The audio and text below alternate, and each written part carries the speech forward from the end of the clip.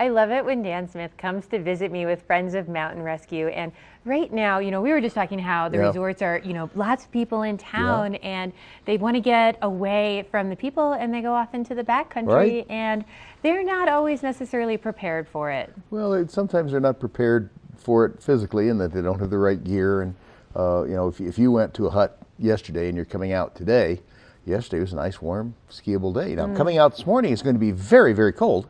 And you need the right gear for it. Plus, your skis are not going to run on that stuff. When it's that cold, it's going to get real interesting for you.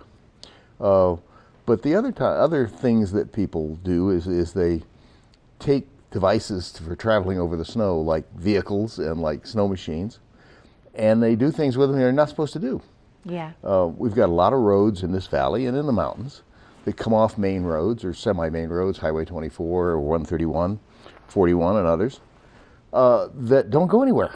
They go to a house or they're in a logging road, but when there's snow on top of it, you can't tell the difference between that and a paved highway.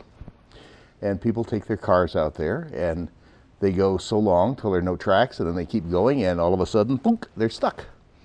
Well, if they're stuck where there's cell phone coverage, 911 is just 3 numbers away and somebody will come and get you. If you're stuck where there is no cell phone coverage, you have a problem.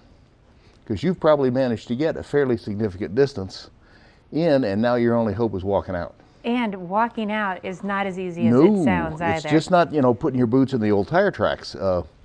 You can step off these roads and be in up to your waist real easy. And sometimes you don't know where you think the road went this way, and actually the road went straight. You step off, and you just fall into the deep, deep snow. And it's amazing how that wears you out. It's so tiring when you have to hike through that. If you're on a snow machine and let's stop and look at this and you step off, you can be snow machine up here, you're down here. You can be in up to your waist or deeper, and now you have to climb back up on a snow machine. Well, that can be interesting from time to time. At my age, it's incredibly interesting. I usually have to have someone come along and push me, but when I was a lot younger, you could do it. It's a beautiful country, but you have to know what you're doing. So if you own your own snow machine, you're usually pretty good. You've rented enough times to figure out you want to put $10,000 into a snow machine, and you've got enough practice, and you can make mistakes, but you're not going to make the really strange mistakes. A lot of these ravines that a trail starts and the mountains are about that far apart, and then they get closer and closer and closer, and now you're in a ravine. Well, that ravine's going to have a lot more deep snow in it than the flat stuff you were on before, and you're just going to sink like a rock. And that's why that shovel comes in so handy.